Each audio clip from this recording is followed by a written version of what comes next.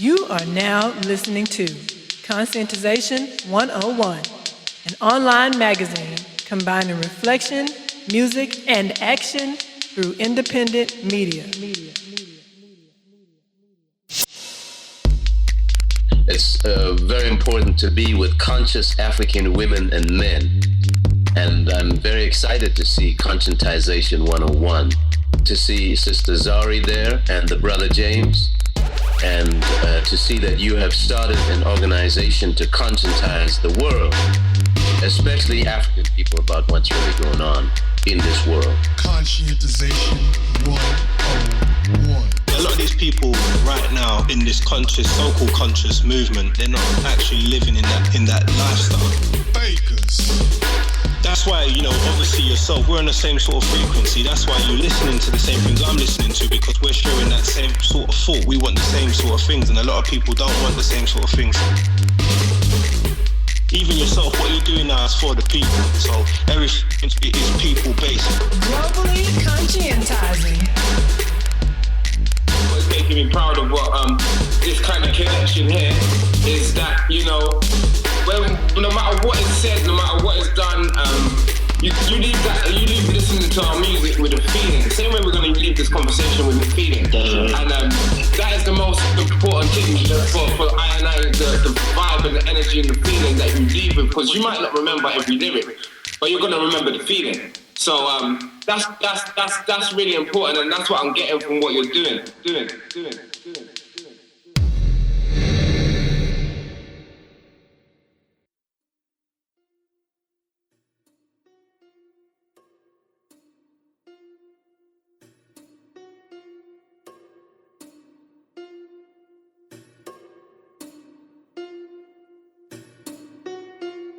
A warrior has got to be able to go against what seems to be popular. A warrior has got to up the ante, push the envelope. But in order to do that, we got to be clear about who we are and what it is that we want.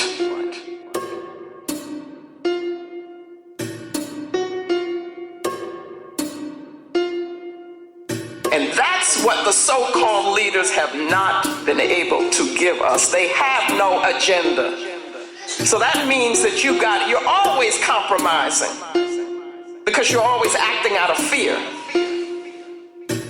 If leadership really meant something, then you would never act out of fear.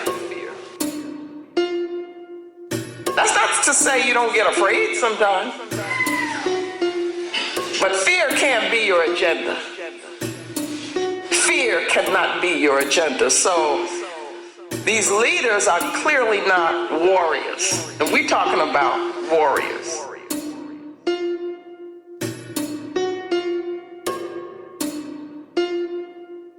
Now, the warrior spirit makes you able to confront whatever needs to be confronted and let the chips fall where they may. And what we've done is to develop a program, a plan, and so forth, which is to say, let us go the way of the least resistance. What's the easiest way? What's the way that's, not going to get people mad at us? That's not a political agenda, and it's not a position of a sovereign people.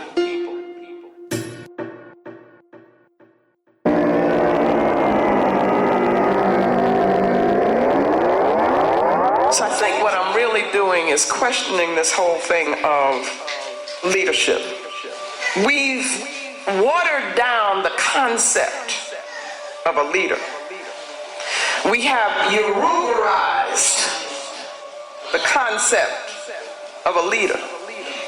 So that now, who we consider to be leaders, it's you gotta be a star. And when I say a star, I don't mean a black star. I mean like Hollywood. That's what I mean. You gotta be popular, and you gotta say the popular things. See, I was trained by Nana John Henry Clark. And that gives me the power to say what I think is truth to my people. And that's what he did. Even when it was unpopular among our people, he had to tell the truth. That he said, watch out now. He ain't working for you. Watch out. And people came to him and they warned him. They said, Professor Clark, you really want to say that? You really want to take this position? He said, yeah, because this is the truth. Now that's who I was trained by, so I got to do the same thing. Okay? But when we talk about leader now, that's not what we're talking about. We're talking about the person who wants to remain popular. We're talking about the person who may be glib, got away with words, but they really not saying anything. That's what we're talking about. We're talking about the person who develops this personality thing that makes them all about them.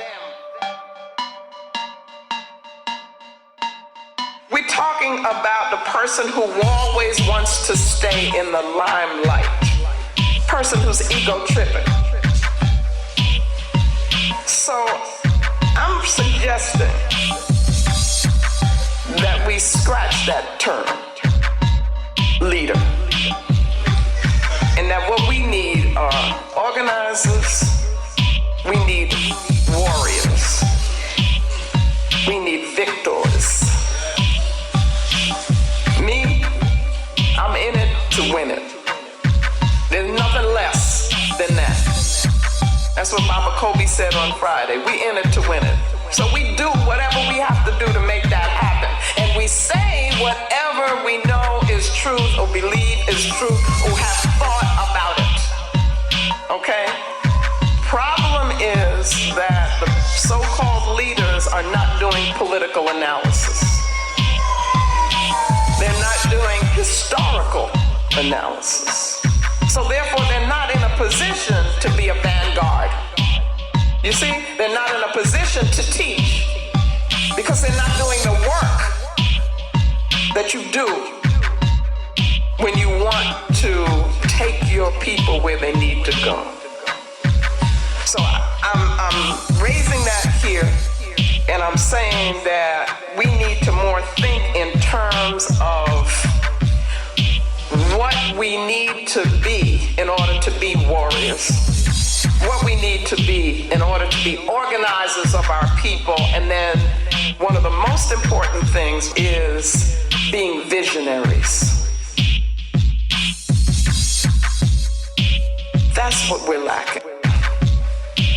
If a person gets up in front of you and they say they purport to be your leader, or somebody presents them as a leader, you have a responsibility to confront them, not in a negative way, but to say to them, what is your vision for our people?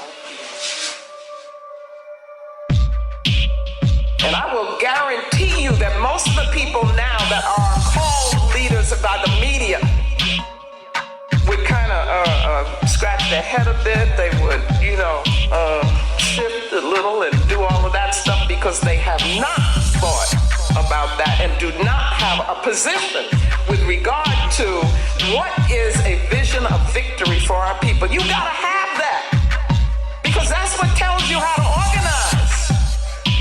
And that's why we don't have an agenda, because the people who are supposed to be developing all of that don't do it. They don't have an agenda.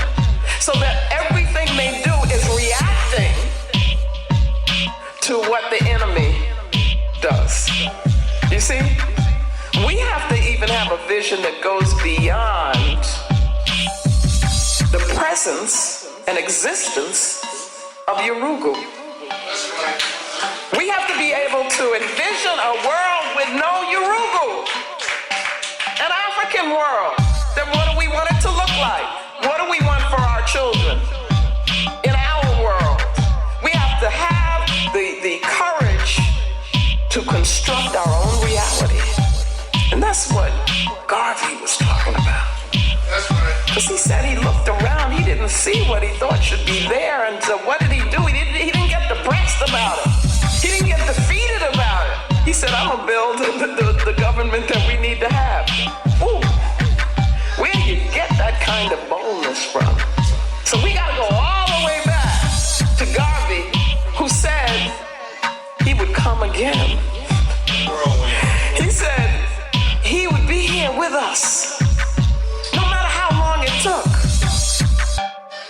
And I'm telling you that the way he comes back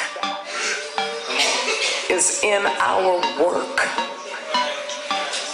Not honoring him in words, pomp, and all of that stuff, but honoring him through doing what he did. How many of us have the courage to do that? The man took on the world for us and in our name.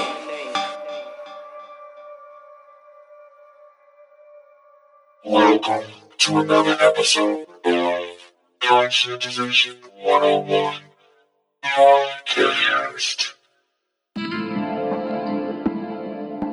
Hello, welcome everyone to another episode of the Conscientization 101 Podcast. I'm your host for this episode, James Stone, senior editor, along with Zari Sundiata, managing editor of Conscientization 101. And if you couldn't already tell from the intro, we got something very special planned for you on this episode. All right, back in 2016, we produced a set of musical commentaries that we made available for free, and we called them, wait for it, free gift. All right, yes, why reinvent the wheel, right? So we called it free gift, and this free gift were tracks that we produced, and we got some lecture footage from Dr. Marimba, who you just heard at the beginning of the show, Dr. Amos Wilson, and Dr. John Henry Clark. What you heard at the beginning of the show was the track entitled Dr. Marimba on African Warriors on that free gift compilation. It's actually 3 tracks, like we just said, Dr. Amos Wilson, Dr. Marimba, and Dr. John Henry Clark, and we put it to music. So in conjunction with we're already doing some curating of particular lectures, doing some digitally remastering of the lectures and stuff like that so we can preserve them. And also in conjunction with that free gift, it's kind of the same thing, right? We go on YouTube, we find lectures that we find very exhilarating and conscientizing, and we digitally remastered them. And, the free gift was us doing the same thing, except we digitally remastered and produced music to the lectures and created a whole track. So we decided, let's feature those free gift tracks that we made with digitally remastered lectures from each one of the participants on the track. That's Dr. Marimba, Dr. Amos Wilson, and Dr. John Henry Clark. And let's make a whole series out of it. We decided to call this series the Ideopraxis Series. We got the term Ideopraxis from Ayikwe Arma's Remembering the Dismembered Continent. And he defines it as, quote, The translation of ideas systematically embraced into structured behavior and lifestyle. Ideopraxis is the yardstick that separates revolutionary performers from phonies. End quote. Page 75 to 76. So the Ideopraxis is us digitally remastering lectures of the 3 individuals that's featured on our free gift.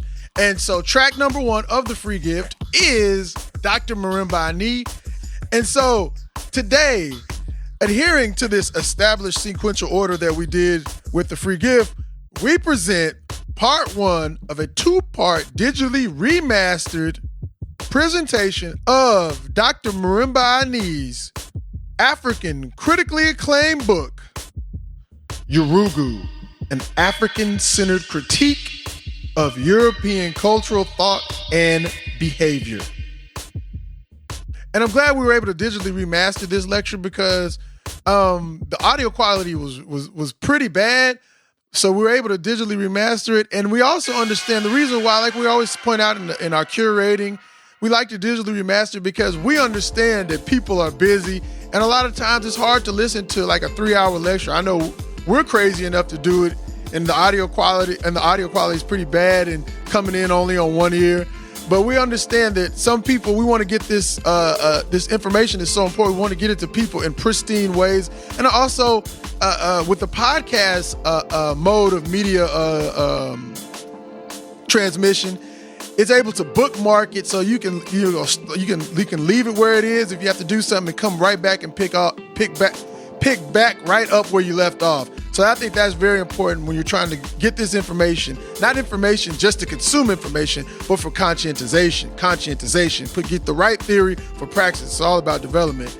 And I want to tell you a little bit how I came into knowing about the book Yurugu.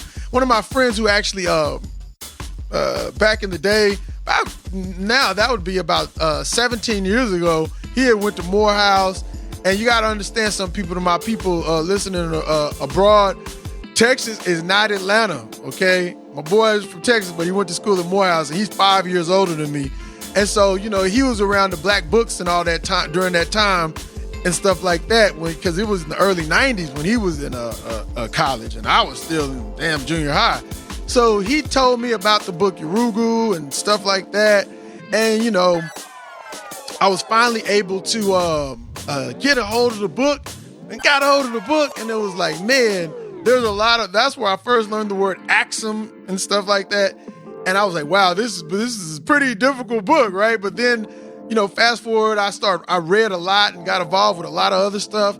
And, I came back to Yurugu, and it was crystal clear, you know what I'm saying? The basic premise that I like to take away from the book, that I thought I was coming up with something new, was that I was like, yeah, Europeans see themselves as universal and there's stuff like that, when it's just the cultural particularity of Europe. And guess what? That's what Yurugu is saying. You know what I'm saying? That's how they dominate you. All right, now you got that little anecdote of how we learned about the book. Let's talk about the presentation, shall we?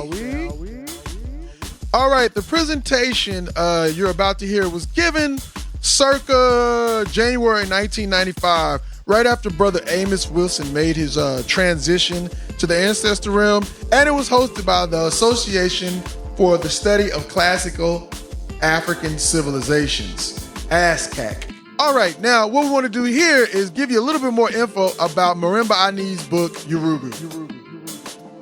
Yurugu removes the mask from the European facade and thereby reveals the inner workings of global white supremacy, a system which functions to guarantee the control of Europe and her descendants, the few, over the majority of the world's peoples, the many. It is a devastating critique which uniquely focuses on the intellectual cognitive rules by which this system of dominance operates, the assumption, ascendance, and valorization of the rational mode. Dr. Marimba Ani exposes the roles of both the academic and Christian establishment in proselytizing as quote-unquote universal that which is indeed culturally specific to Europe and which therefore functions in the interest of European dominance, since that is the nature of the Asili. All right, so we got that from the back of the book. That's the blurb on the back of the book. But also there's another blurb on the back of the book from Brother Kobe KK Cambone. And as you know, we read his book last year, and it's in our library. The book, as you may know, is called African Black Psychology in the American Context, African-Centered Approach. All right, so let's hear what Brother Cambone had to say about Yurugu. Dr. Marimba Ani has written the first bona fide textbook from an African-centered framework which focuses on European consciousness, the European worldview, and its global system of race domination.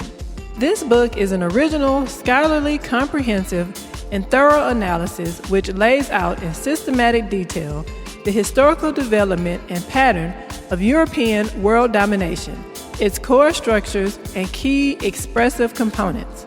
She particularly articulates very clearly the nature of the European survival thrust, quote-unquote, in terms of its philosophical core, methodology, basic tactics, expressions, and consequences. Her book represents the final key to the African world breaking the death grip of European world domination over Africans.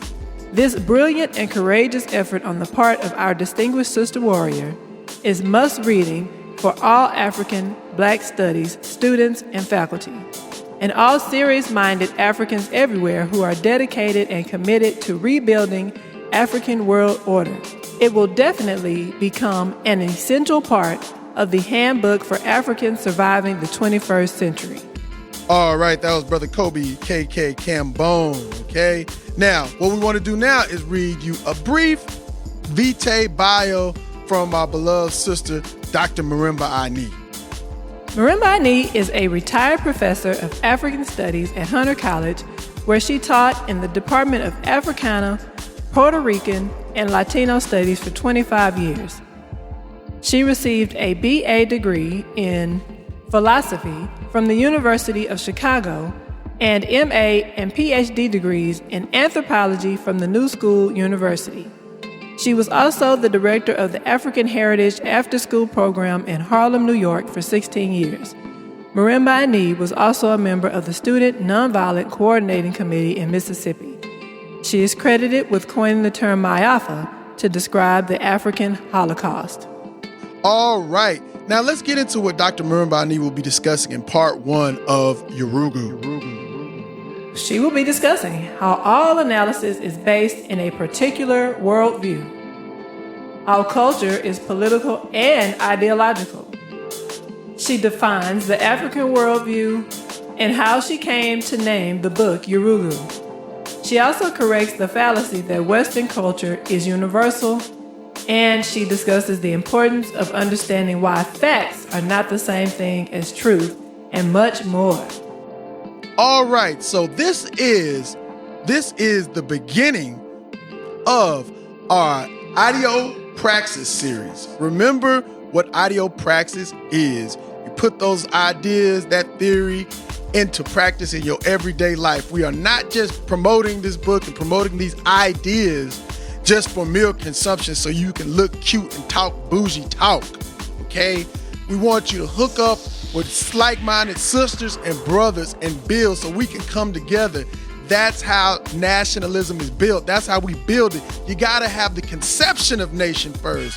Don't worry, power begins on a level of conception. You gotta be able to conceive it. And from conceiving that power, then you build it. You see what I'm saying? That's why this is the beginning of the Ideopraxis series, because we said, we produced those tracks of these dynamic African revolutionary scholars and revolutionaries, put them together to music that we produce. We produced the music. We didn't say, oh, I wish somebody would produce the music and we could win a Grammy. Why don't they produce us? We did it ourselves. And that's what we got to learn to do when we do this nationalism. Get with other people who are producing stuff themselves, like we do on Conscientization 101, the people we feature. They ain't crying, they produce it themselves, and they ain't looking for acceptance. They ain't begging for acceptance. Dr. Marimba Ani ain't begging for acceptance. This is the Ideopraxis series, and we are proud to kick it off with Dr. Marimba Ani's Yurugu lecture. Let's go. Part 1 begins now. We have been socialized to perceive that we're equal, that was an important goal to achieve. Reading this book, hopefully you'll be saved from that illusion. I don't believe that you can defeat an enemy or find your liberation without a thorough understanding of your oppressor. You cannot recapture your African mind if you do not know the worldview, the philosophy, and explanation for the behavior of your oppressor. A sister said to me tonight, one of the Africans in this world we live in now, one of the problems that Africans have is that we do not understand the difference between ourselves and the Eastern and the Western white man. The Eastern and the Western white man. I believe that the answer to many of these questions are thoroughly explained, thoroughly documented, thoroughly referenced, in this book, Yurugu,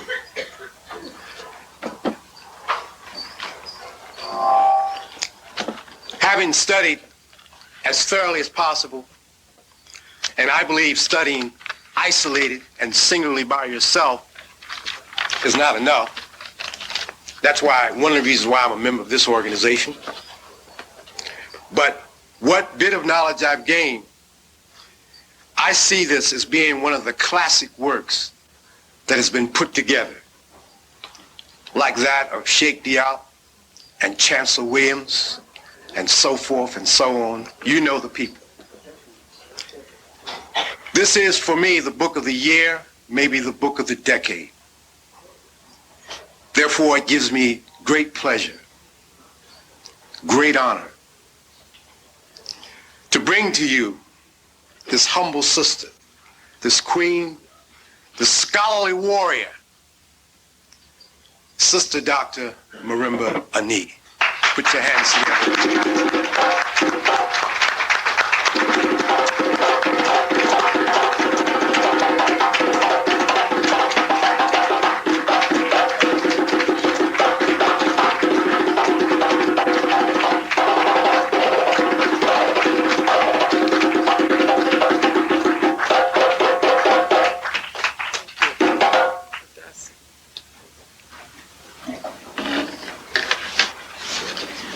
We're going to begin with libation, which we didn't do yet. Okay, so Brother Richard is going to do that. What we will ask you to do in pouring this libation is for each one of you to call an ancestor, one known to you and one known to us all, and that will invoke the ancestors with us. Nan Williams.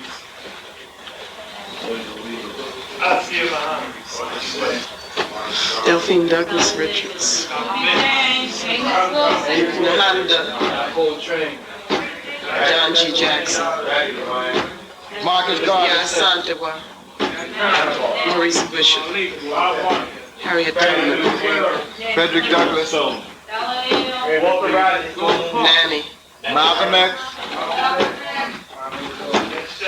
Honorable Elijah Muhammad.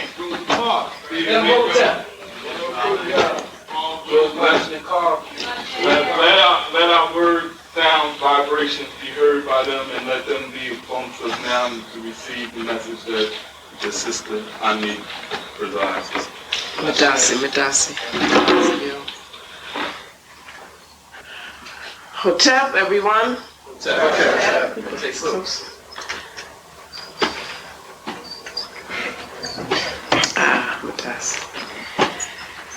Alafia, Wahom to say, Habari Gani. We greet each other in the languages of our ancestors.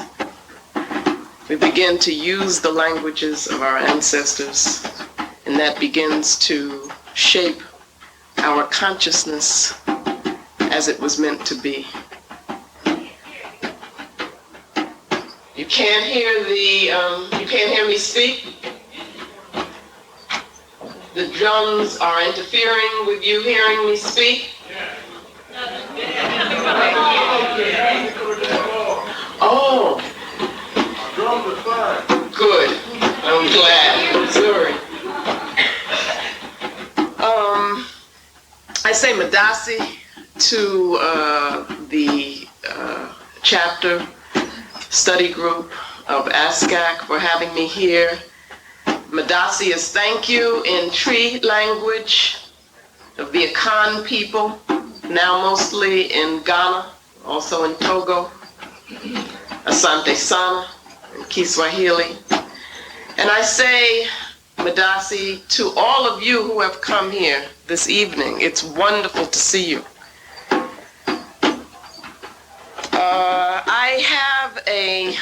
We have an after-school program in Harlem. This is our 12th year. It's called the African Heritage After School Program.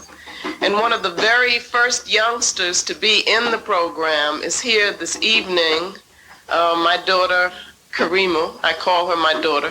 Karima, would you stand up?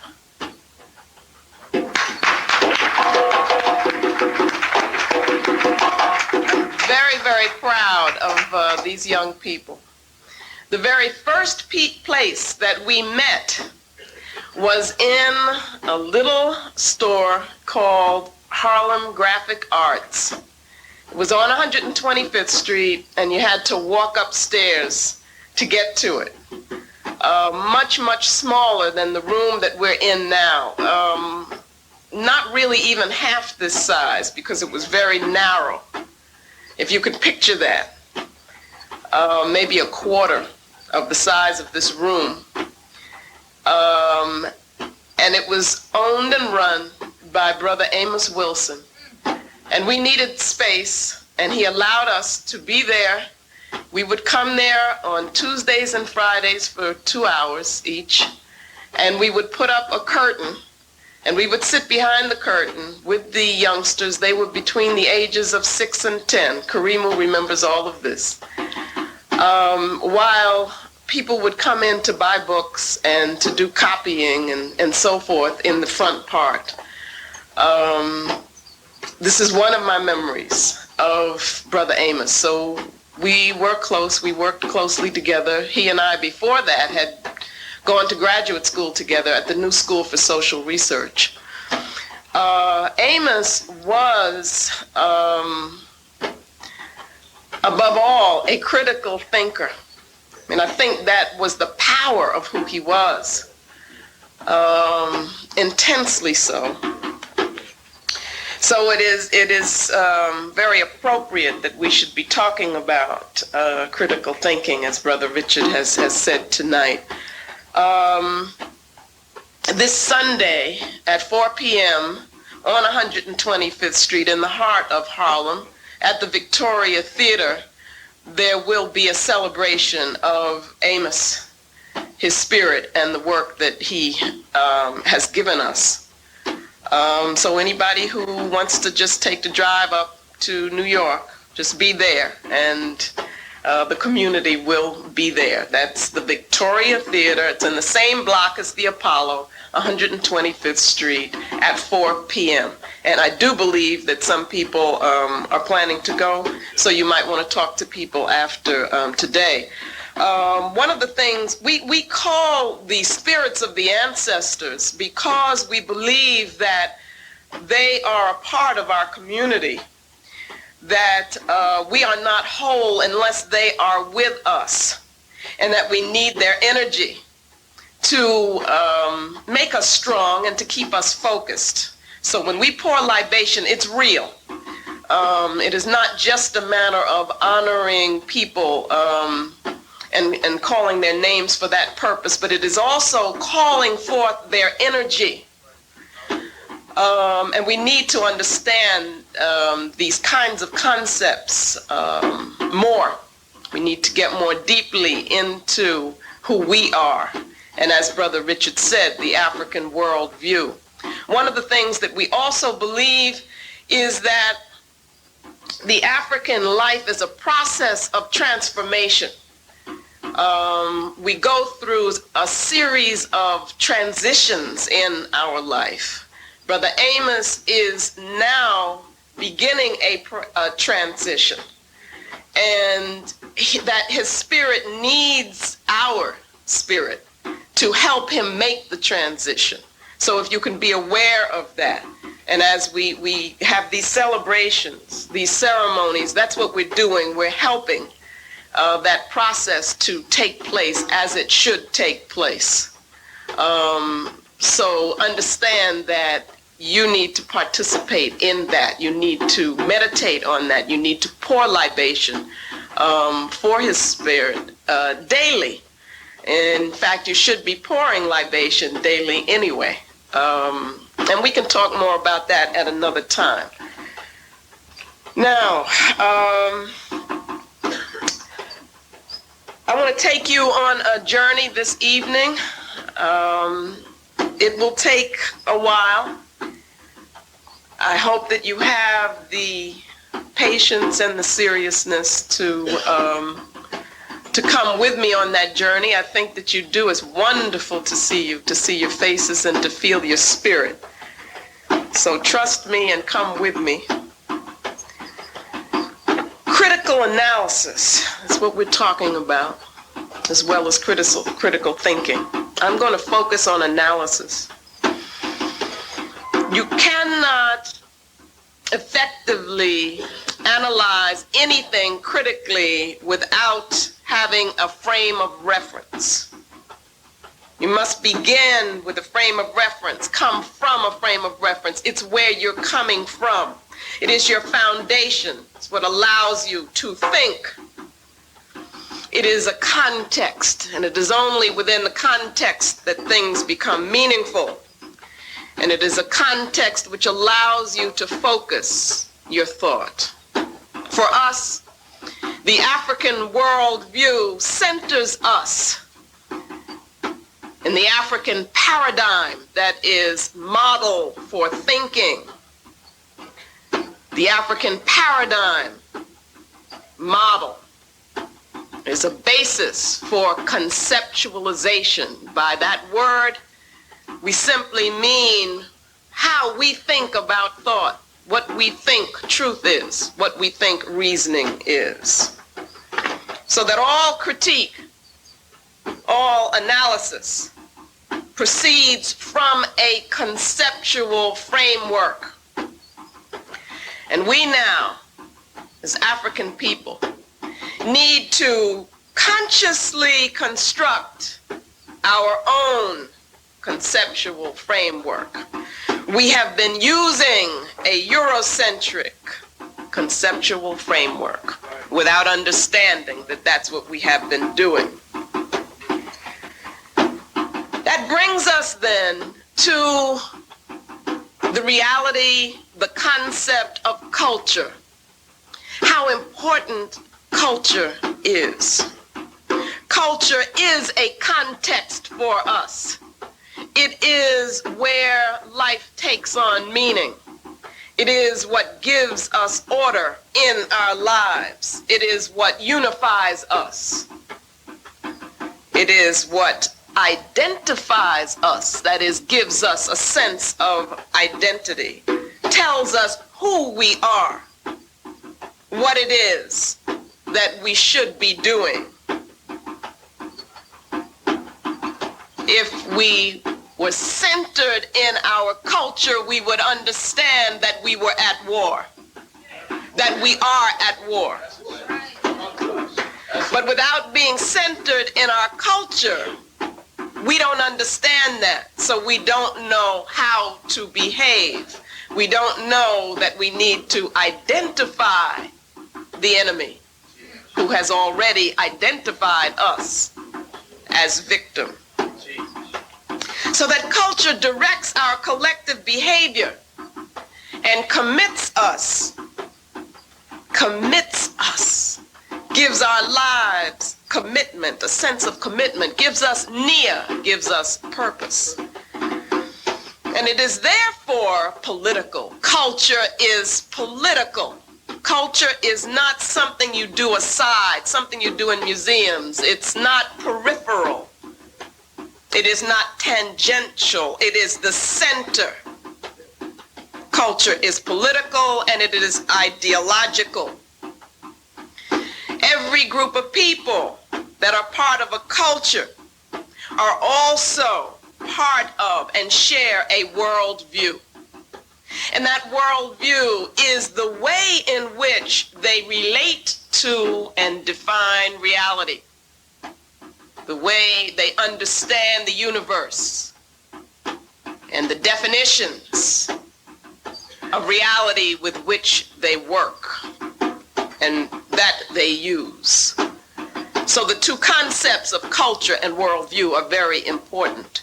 It is how culture relates to thought, and that is very much a part of what it is that we will be talking about this evening.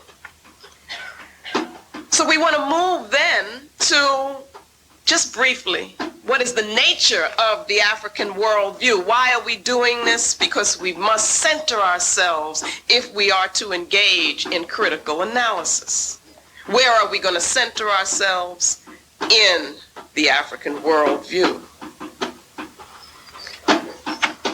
In the African worldview, we conceive of the universe as a spiritual whole, as a unified spiritual whole. And it is spirit which connects things, which joins things. It is a connecting force. We understand that as African people. We, as African people, are affirmed by the natural order, and we indeed affirm the natural order. And the natural order is the basis of a ma'atic order, which you know as truth, justice, righteousness, harmony, right order, balance, ma'at. Our universe, we understand to be spiritually based. It is life-giving and life-receiving. And so the principle of reciprocity is very important for us. The power that we get through connectedness. That's very, very important. Because what we're going to be doing is contrasting this worldview with the European mindset, with what is called the utamawazo in the book Yurugu. The symbolic forms allow us as African people to reach to the depths of truth, layers of truth. The universe is multidimensional. It is not limited to the outer, to the surface, to the superficial for African people, for the African mind. We must think deeply. We seek to attain harmonious development. And having been affirmed by nature, all we have to do is to be in tune with ourselves, with our African selves, and we will be in tune with the universe. Life, again, is a process of personal transformation, where we move towards and from the universal life force, the source. And so these are some of the aspects of the African worldview, where the lineal is enveloped within the cyclical and the spiral, so that our sacred concepts are non-lineal concepts. We transcend the lineal. The self for us is a communal self and a cosmic self. It is not an isolated ego. And we are accountable. We are accountable to Ma'at. And we know things through the rhythm. That's right. That's right. Through the rhythm of understanding, the rhythm of feeling, the rhythm which joins, the rhythm of the drum.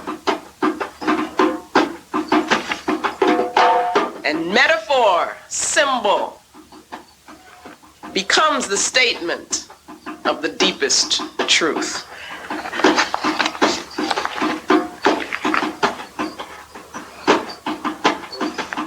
It is said by the Dogon people that in the beginning, Ama, the creator, the creative principle, created the first beings, the primordial beings, according to the sacred and divine principle of complementarity, giving every one of those beings a male and a female soul, so that every primordial being had twin souls. But in this process of creation, there was one of these primordial beings who, in his arrogance, aborted himself from the process of gestation. And so took himself away before he was complete, before indeed he had a female twin soul. And he sought to create an earth which was more perfect than that which Amma could create. But as he began to do his work, he realized that the beings which he created were deficient, were incomplete, as he was deficient and incomplete, so that he was unable indeed to create a world in order or in a state of harmony. Realizing this, he returned to Amma, seeking his female twin soul. But Amma had given that soul away. According to some versions of this story, Amma then used that female twin soul in unison with a male soul to perfect Earth. But that soul was no longer accessible to this being. And so he was destined to search eternally for the wholeness, the completion, which could never be his. That being is Yurugu. On reading that, I knew that the title of this book had to be Yurugu. And I was moved, we were moved to create the conceptual framework that involved the asili, the concept of the asili, the cultural seed. And this conceptual framework allows us to unmask Yurugu, to see Yurugu for what he really is, to understand how he works, and more importantly, how he affects us. That is what we need to be about now. So this analysis which we came up with, the asili analysis I call it, helps us to see consistency, helps us to see pattern in European behavior. It tells us about the logic of the culture, how the culture works. And it helps us to ask the right questions. The asili approach or analysis in this way becomes a grounding presence, a centering concept. Helps us to understand how Yurugu is different from us. The asili concept is the key to explain their behavior. And it allows us at the same time to be comprehensive. It always provides a context within which we place European behavior, European institutions, so that we can understand them. The asili concept allows us to particularize Europe. That is very important, because what they have done is to present themselves to us as being universal. So we're not sure when we're looking at them and when we're looking at ourselves and when we're looking at something which is true for all people. We must learn to recognize them specifically for what they are. We must learn to be able to see their expressions of nationalism. We must be able to recognize their statements of political interest, which they couch in terms of objectivity. We must learn to be able to identify expressions of their ideology, which are their commitments, not ours. So that the Asili concept then is both analysis, in that it enables us to understand various aspects of the culture, and it is synthesis, in that it allows us to bring it all together and to understand it as a whole. The approach then to this study is ideological in focus. It is political. We are at war. It reveals the monolithic or singleness, the monolithic nature of the culture. And we look more specifically at how they have used a concept of truth to promote their own culture and their own nationalism. And then told us that they were being universal.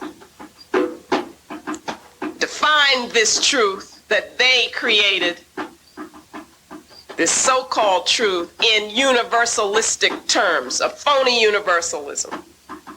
Said that it was non-cultural, non-political, or apolitical. And so, again, the concept of objectivity, one of the most pernicious, dangerous, effective concepts that the European came up with. And so what we're going to do now is to move through this analysis.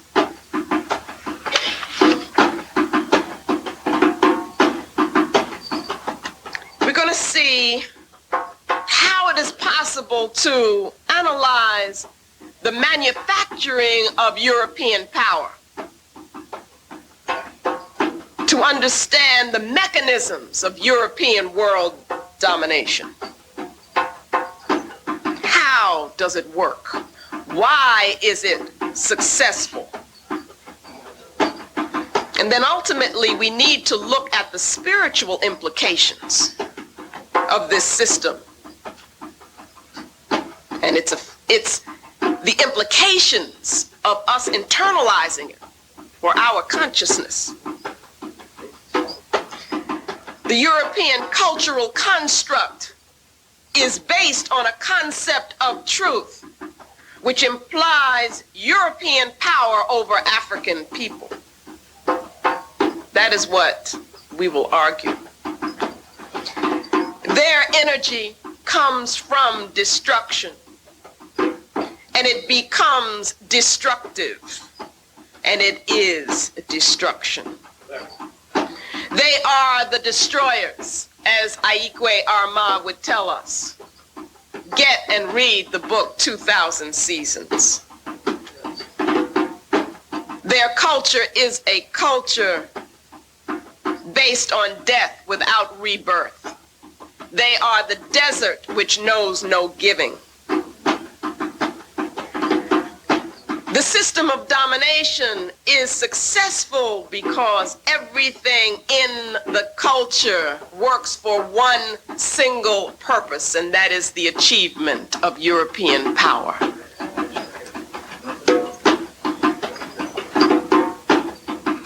Everything in the culture is focused on the achievement of that power. Everything is for that purpose. It is single-purposed. And power here is defined as power over other. That's very important. That is critical. Power over other. And we have to ask the question, what is truth? For each culture, each people, each race defines truth and the method for reaching that truth. We can have a definition of truth which is spiritual and which is joining. It is possible also to have a definition of truth which is materialistic and separating. They achieve different purposes, and they are for different purposes. The European definition of truth has no spirit, no rhythm. It is conceived in the denial of spirit, and they have no concept of ma'at. They have defined truth in the image of who they are. And who is Yurugu? What did we say about Yurugu? Incomplete, the incomplete being. As they define truth in their image, then they become the truth. They become the smartest. They become the most intelligent of beings. You see how it works. But here you have a truth that lacks spirit, has no connectedness, no relatedness. You can treat everything, can regard everything as dead, lifeless matter, as the object. The concept of the object is extremely important in understanding European thought and how that thought sets the world up for their power. The object is that which can be manipulated, that which can be controlled. It is a thing.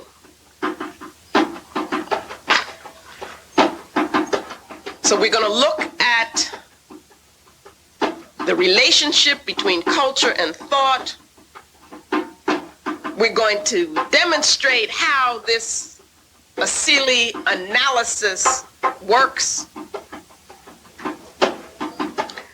We're going to understand how Europeans have, through their thought system, restructured reality, restructured the world in their image, an image which is spiritually deficient. Now, if they define truth in terms of a negation of spirit, and we are a spiritual people, then what does that do to us?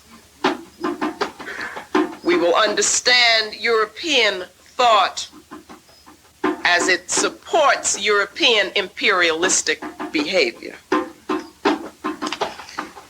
And so with that, let's get started with the work that we have to do this evening.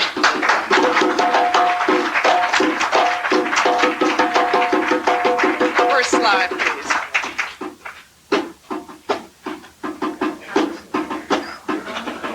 You turned it. Okay. What had to happen was that we had to create our own conceptual model. Would it make sense for us to say that we were critiquing Europe and use the concepts that Europe had given us? No, it would not make sense. And for us to really free our minds, emancipate ourselves from mental slavery, as Bob Marley has told us to do, we must create our own models of thought. We must reconceptualize. So here we have a conceptual model based in an African feeling for reality, using metaphorically the symbol of the seed as origin, as essence. Here, the seed is understood to be the logos, or that which explains everything in the culture, the asili. It is that which helps us to make sense of their reality. That which explains how everything in the culture fits. So this is going to enable us to look at European culture from our frame of reference, in our terms. The Asili is, in a sense, the DNA of culture. It is the template, the model. It is the matrix, okay, within which the various aspects of the culture take shape. This Asili, this cultural seed, once having been planted, if you will, seeks to fulfill itself and will do that through the various forms of the culture as they are developed.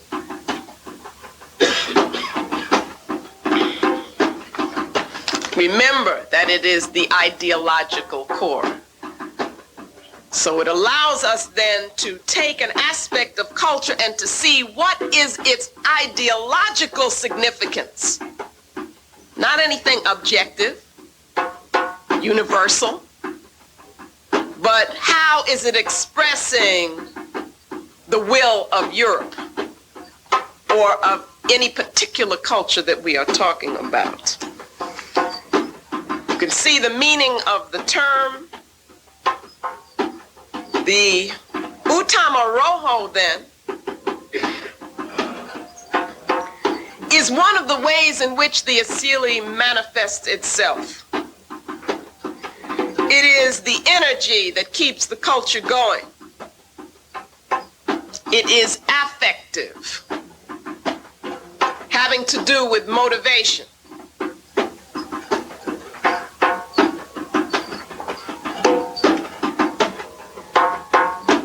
It is the will, you can see that, the vital principle.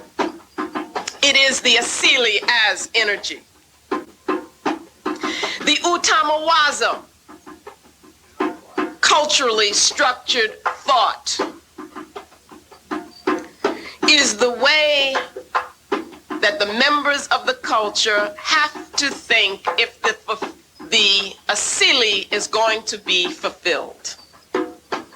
If the Asili is going to fulfill itself, then the members of the culture must think in this way. That's the Utamawazo. It is important that as we reconceptualize, that we learn to use African languages, African concepts in African terms. Using those terms will help us begin to rethink, begin to return to our centers. Next slide, please. And now what we do is that we take the conceptual framework and we apply it to Europe. In other words, now it becomes specific. And so we seek to identify, well, what is the nature of the European Asili? What have we already said about Yurugu? Incomplete being, deficient. So Yurugu then must seek to compensate for that deficiency. Cannot do it spiritually because they're lacking in spirit, right? So they do it in an attempt to experience control, power over other. The term there, entropic, I took it from a concept in physics, which talks about energy that cannot be used for work. Energy, it's an energy process that moves towards disorder. At any rate, I said I would use it. And so that we can understand their acyclic functioning from an energy that feeds on disorder, okay, feeds on destruction. You have the incompleteness, the disharmony, disconnectedness. You see, a chronic disconnectedness from the forces which would give a different kind of energy. Okay? And then we move then to the Utamaroho. This is an Utamaroho, an energy that feeds off of tension, off of conflict. They can't know harmony. You understand that? Cannot experience feeling of harmony. It is unbalanced, always in a state of imbalance. At the same time, well, let's move to the Utamawazo on the right-hand side. This is the cognitive, the thought, how the Asili manifests itself as thought. Remember, there is no interrelationship. There is no cosmic view. A cosmic view of reality gives you interrelationship and interdependence. So what they have is always separation and disconnectedness. Knowledge in this system becomes an act of aggression. That is, it's power over the object. Now, if that's the case, then you've got to have an object to have power over.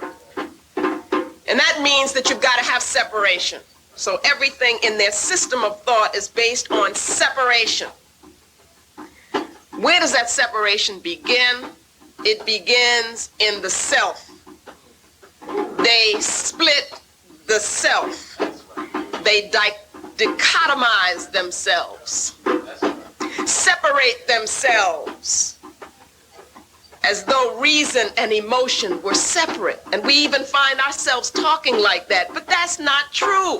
The African conception tells us there is a whole person, so these things are part of each other. They have to visualize it as being separate.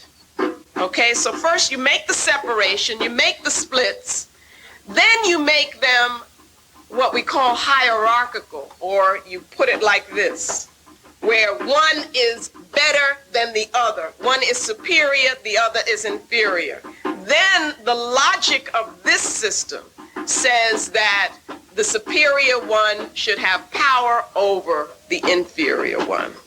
Okay, the one that you value should control the one that is devalued.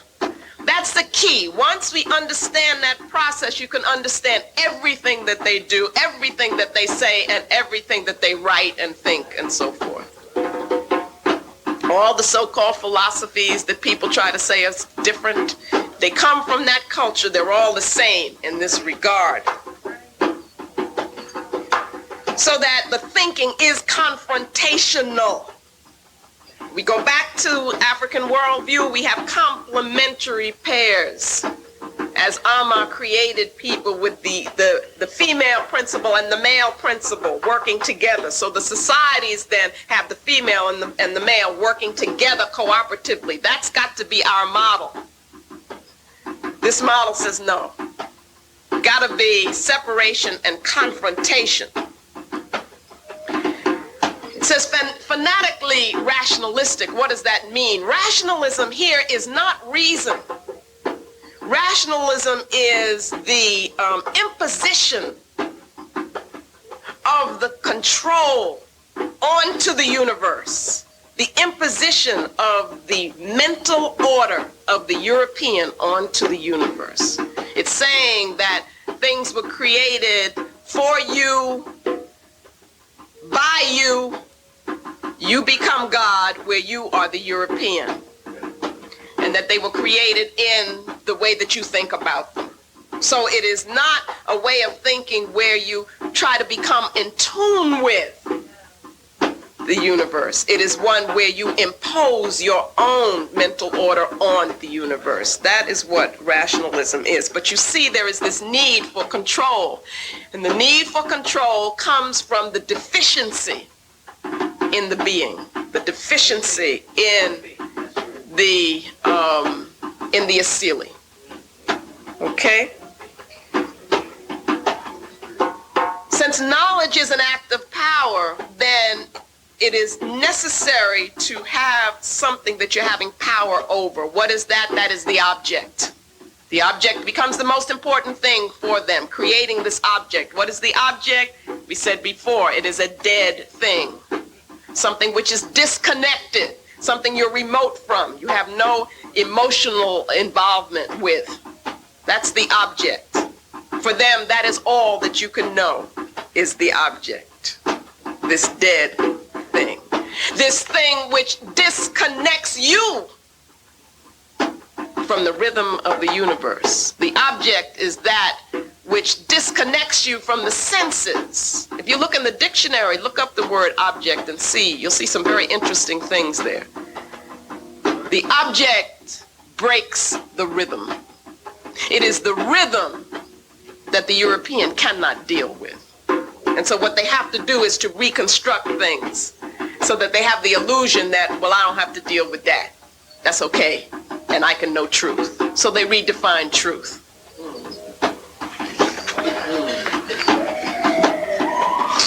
I think we're ready to, no, let's hold it.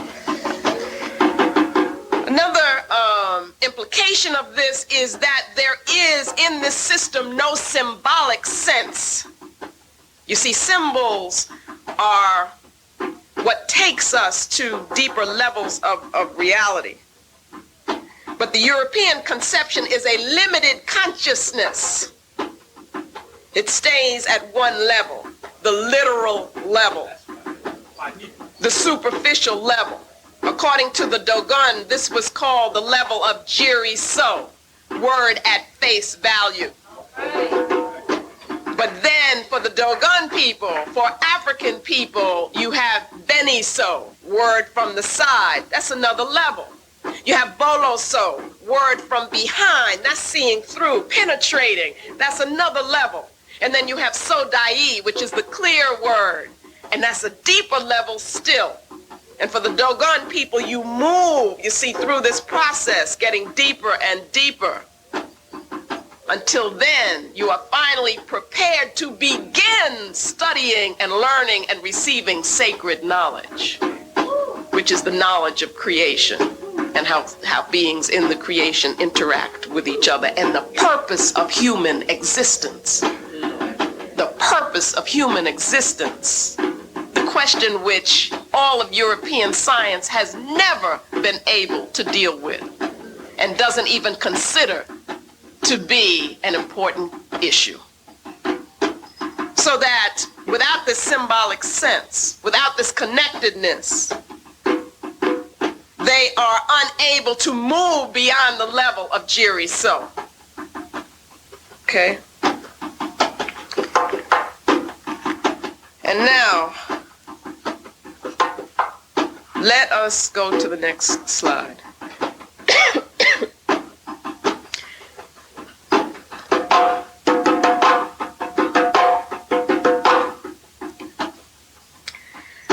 These charts are in the book for people who have the book with them.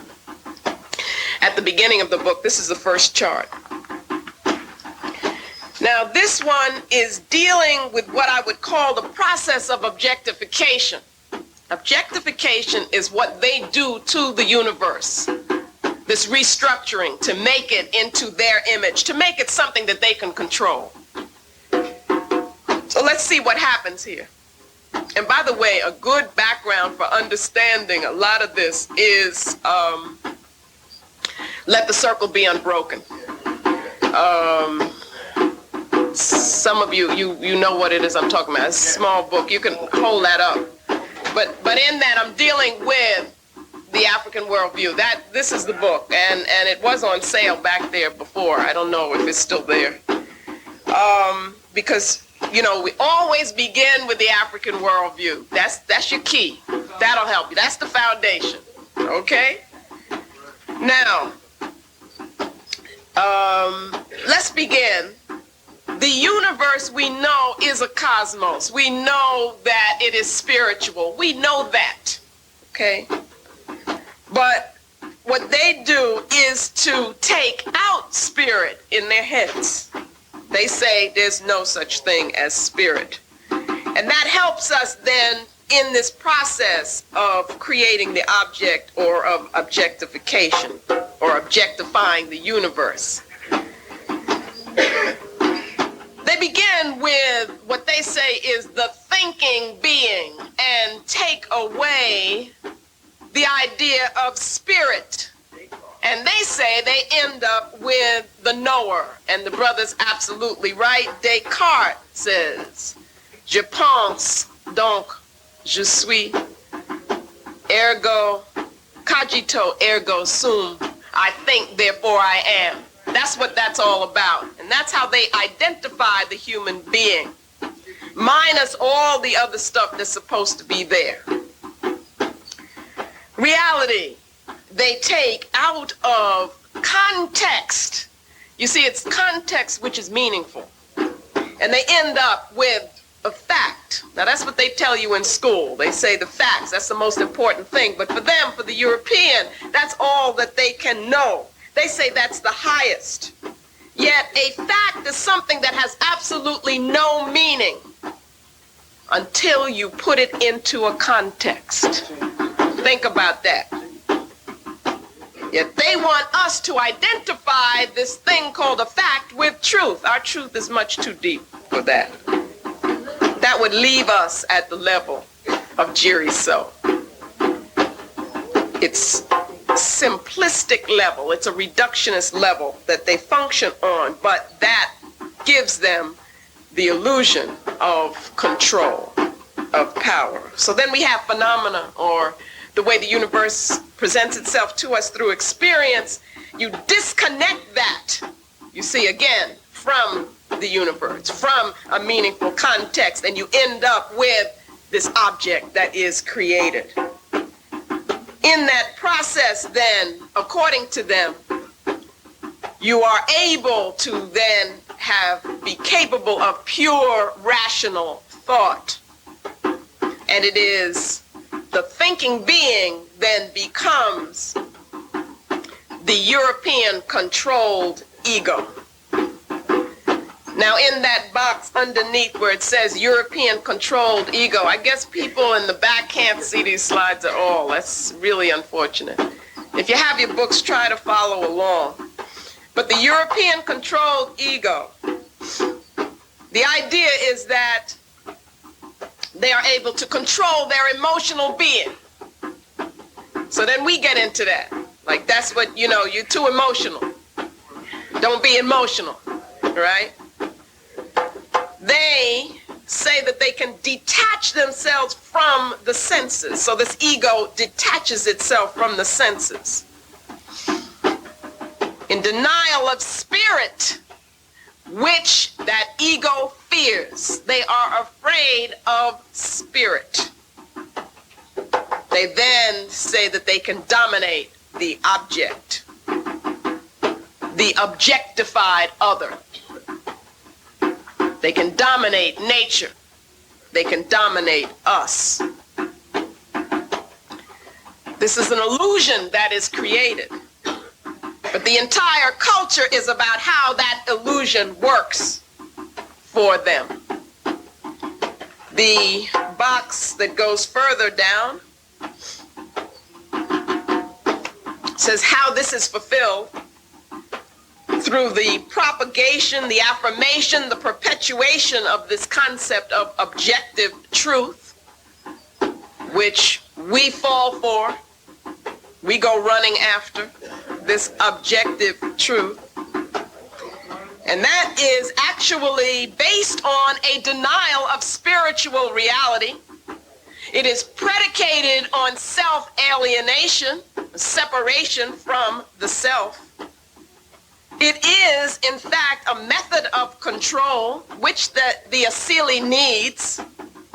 It implies the devaluation of the African self. It implies the devaluation of the African source of knowledge, which indeed is spirit. And it is a concept of truth which justifies African enslavement and African exploitation. And that is basically what is being argued in the book, Yurugu. And it is very important to understand the role of the academy, that is so-called institutions of higher learning, in this process of the justification of European behavior. So that the process of objectification that we're looking at here is the process through which the object is created, because it doesn't exist, they create it, okay? And that process and the concept is sustained by the academy.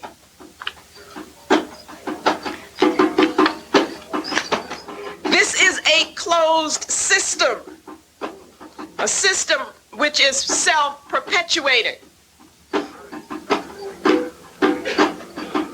If you feel your spirit and you listen to your spirit, you will be able to totally repudiate this system. But we have to regain confidence, trust, faith in who we are as African people.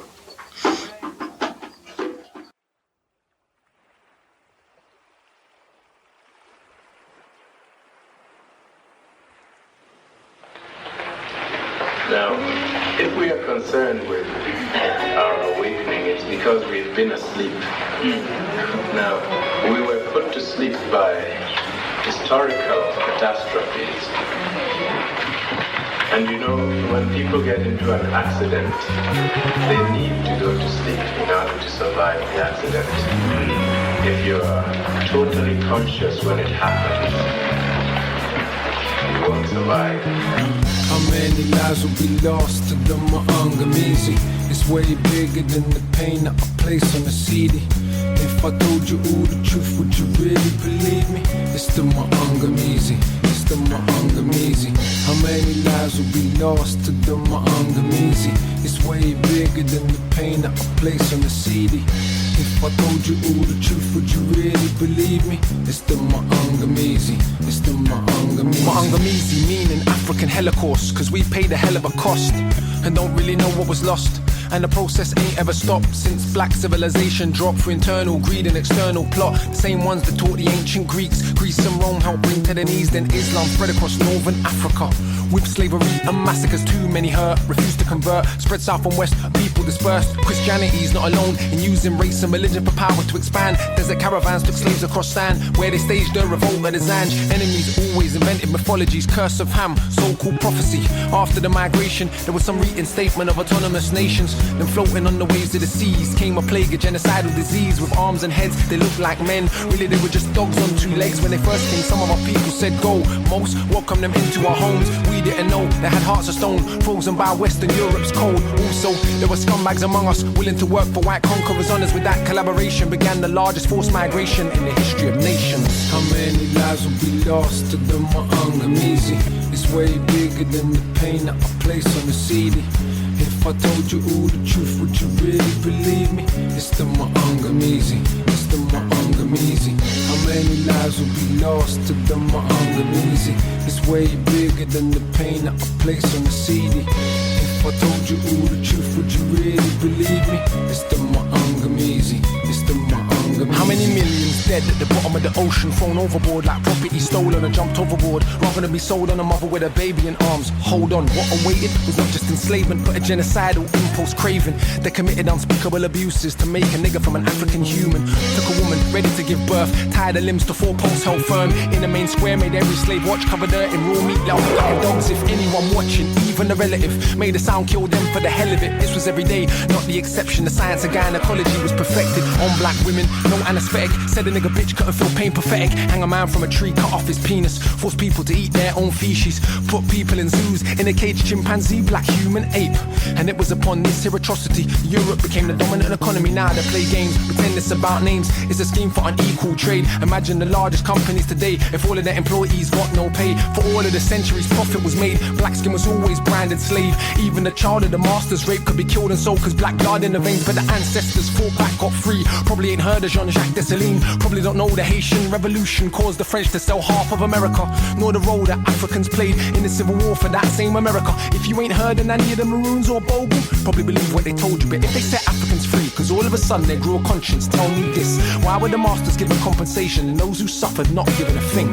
Why did they then invade Africa, make African slaves in their own homes, with the Belgians killing 10 million souls in the Congo alone? Why then Jim Crow? Why apartheid? Why the Black Wall Street burn that night? Why collaborators will work for such evil, willing to be tools against their own people? Why AFRICOM? Imperialism for the new age with a brown face on it. That's right, imperialism for the new age with a brown face on it. How many lives will be lost to the Maangamizi? It's way bigger than the pain that I place on the CD. If I told you all the truth, would you really believe me? It's the Maangamizi, it's the Maangamizi. How many lives will be lost to the Maangamizi? It's way bigger than the pain that I place on the CD.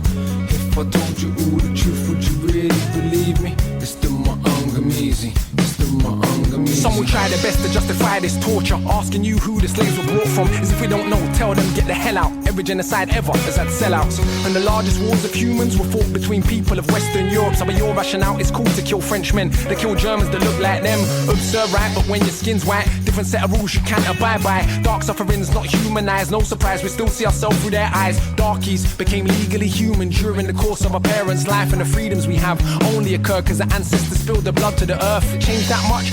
You so sure? The world's darker people still the most poor? So it's our task to put an end to this. Even those like me with a heritage mix. If a knife's in your back, 9 inches, and it's only been pulled out 6. When the wound starts healing and we stop bleeding and bleaching, can it begin to fix? When the plague of self-hate's no longer a weight so great, push you to kill one another.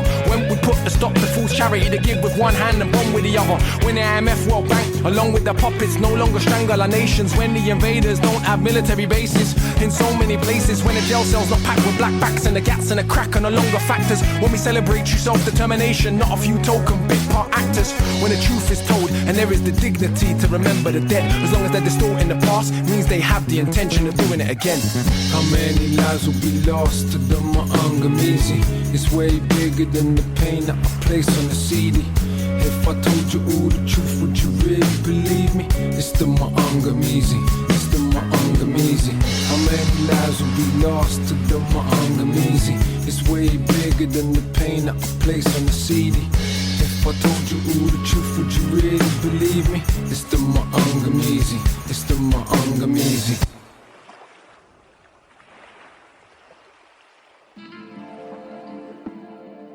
All right, that concludes part 1 of our digitally remastered presentation from Sister Dr. Marimba Ani's Yurugu in our Ideopraxis Series. All right, now this episode has featured music from Conscientization 101, music from our free gift collection. The title track is Dr. Marimba Ani on African Warriors and Decolonize This, Properly Defining Settlers, Part 1, from our musical commentaries collection. Akala Maangamizi from his album The Thieves' Banquet. Links to featured music are in our show notes, and we also included links to Dr. Marimba Ani's Yurugu and her book Let the Circle Be Unbroken in the show notes. In addition, we have links to Aikwe Arma's 2000 Seasons because, as Mama Marimba Ani said, you have to read that book because Brother Arma, he's also at the beginning of Akala's Maangamizi, but you have to read that book because it is an essential reading to understand what happened to us. Like, we included links to Chancellor Williams' Destruction of Black Civilization. because we feel like 2000 Seasons is the narrative version of that book. And it talks about the migrations that we've had to deal with. Forced migrations. Right, the forced migrations, which also coincides with Akala's Mangamizi. So we've included all that in there it's all a synergy. It all works in your conscientization. So we recommend you read 2000 Seasons in conjunction with the destruction of Black civilization. Exactly. And luckily you have people like Conscientization 101 that can steer your Conscientization 101, because we didn't have we weren't fortunate enough to have somebody bring this about. I read 2000 Seasons way after I read Destruction of Black Civilization.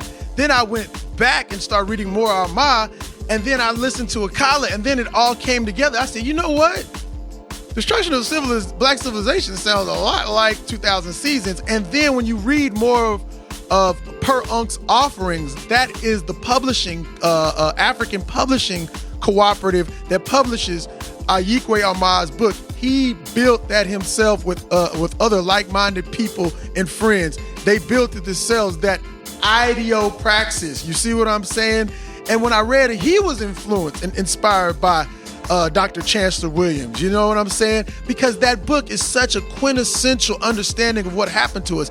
And also, it's a bunch of case studies in the book. That's what Dr. Williams says. It's a bunch of case studies. And at the end, he has what is called the plan. You see, it's not enough to say, oh yeah, we kings and queens. How do we lose our shit? Mm-hmm. How have we been reinculturated into African Americans, Prato, chicken grease, whatever the white folks want to call us, to separate us and say we not the same. They just got different ways they gonna call they niggas. Yep. Okay? But when you read all this and put all this together, you see what I'm saying? And listen to what Dr. Marimba was saying. They try to act like they universal. Mm-hmm. Okay? That's their silly. They always want to dominate you. Power for them is not the power to give life. It is power over others. Mm-hmm. Okay?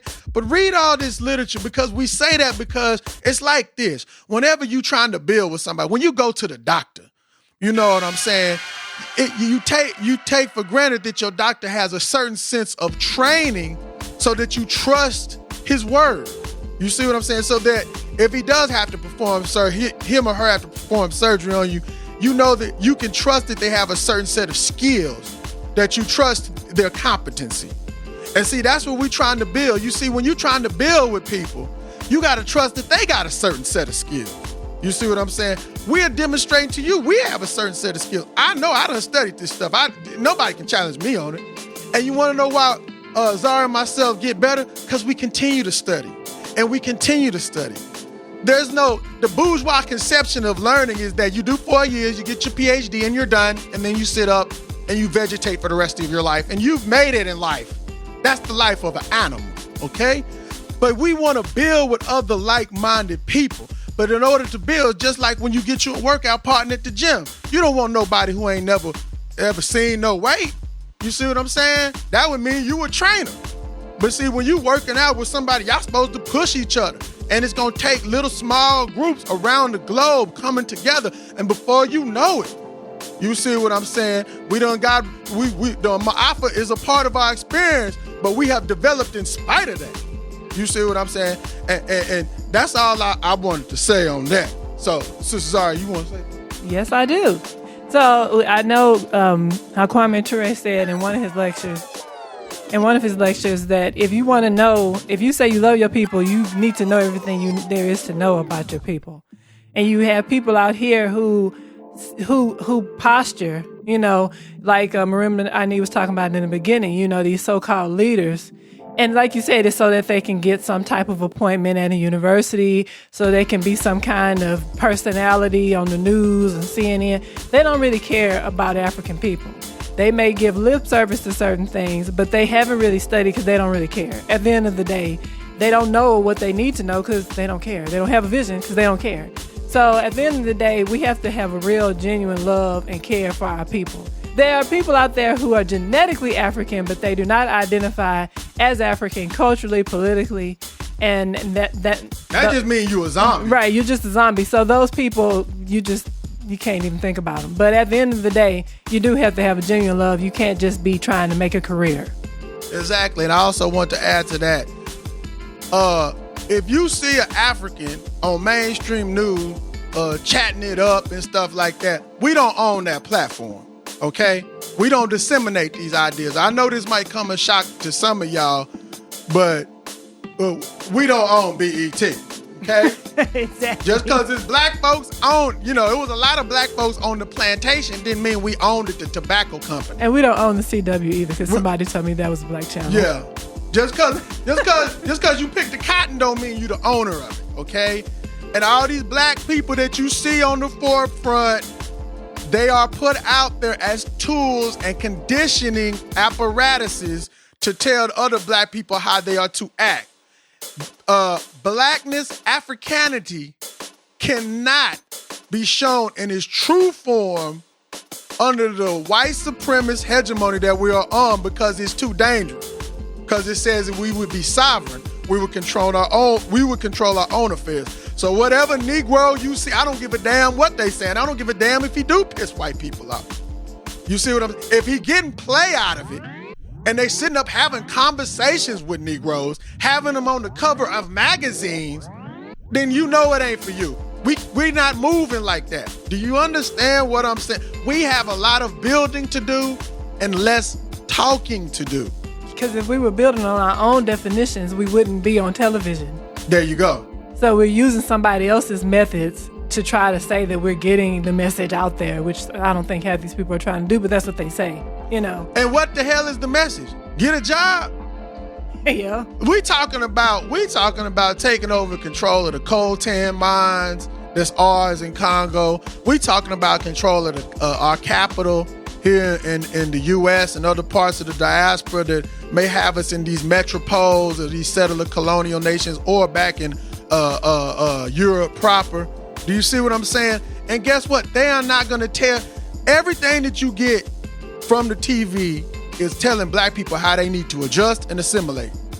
That's what some of y'all was excited about Obama and saying my child can finally look up to something because he can finally assimilate. Because you don't see a future with Africa. And guess what? You've been following these people. They done put holes in the ozone layer, and the original sin of this here, the America, was the genocide of the indigenous people and the kidnapped colonization of us Africans. And then to make the separators more, they say what happened to us was slavery and what happened to our kinfolk back home was colonialism. Ain't that a bitch?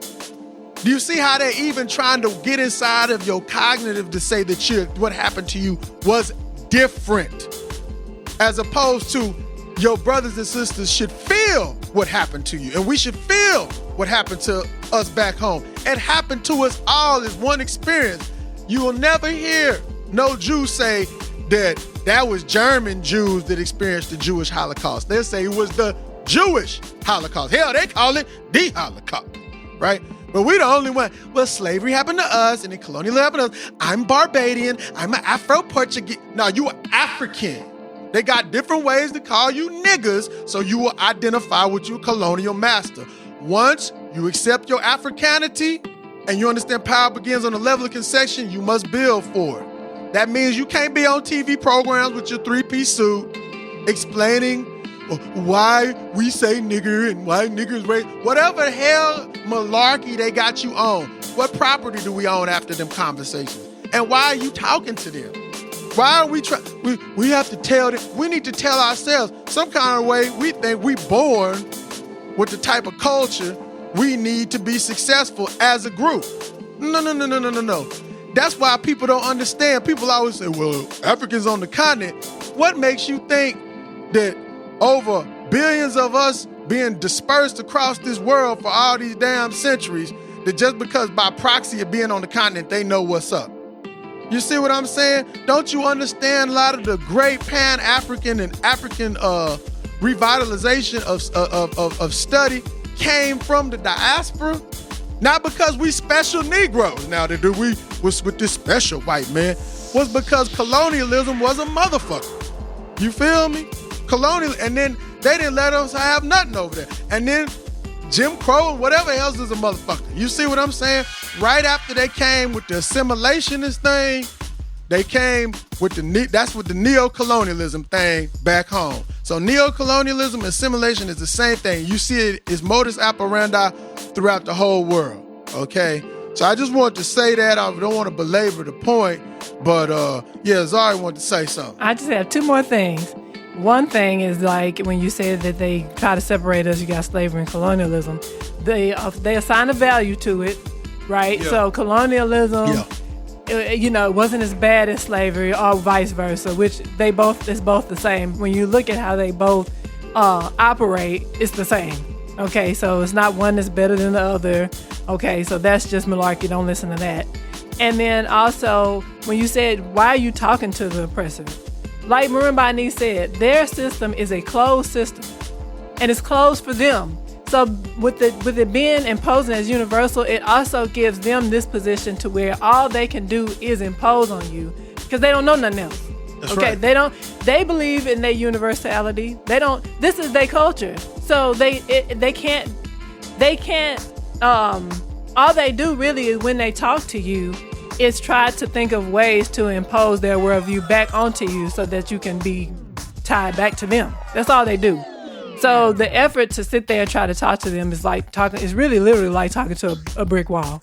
Well, also, even on a more, let's say, I also say the effort is futile because no matter if they had the greatest intention, they can't do shit for you. No, they can't. That's true. Let me tell you something. You the one who got a boo-boo for yourself. You got to take a piss on your own. You got to take a shit on your own. So even if they did have genuine feelings, and that's subject to debate, right? Even if they did, you still got to do the heavy lifting on your own with our people as a group. And we can't look at individuals as group success. Group success, you want to open up possibilities for individuals, open it up to the group first. It's because the group is successful that the individual can realize their fullest potential, not vice versa. Not vice versa. And the success, let me define it. It ain't to be like them. I want my children to be just like them. Well, I'm sorry. You're not going to have rosy cheeks and golden hair. Some of y'all look like some freaks of nature. Sky blue eyes. There you go. So, not to belabor that point, but you see how when you mentioned Dr. Marimba Ani, when you mentioned Ikwe Amar and Chancellor Williams, that's, I feel Ogun coming out. Let's bring out the machetes on these motherfuckers. Woo! All right. So, if you like that, don't forget, when you visit us at conscientization101.com or c101magazine.com, sign up to our mailing list for exclusive information and downloads. Hit up our store where you can download our free gift today. Remember, you can get all 3 tracks today. We're going to feature them on the Ideopraxis Series, but you can get them today. All right, y'all. Thanks for listening. Pick up your free gift. Pick up a t-shirt. Pick up a musical commentary or two. We'll be back in 2 weeks with the conclusion of Sister Marimba Ani's Yurugu in our Ideopraxis Series. We are out. Peace.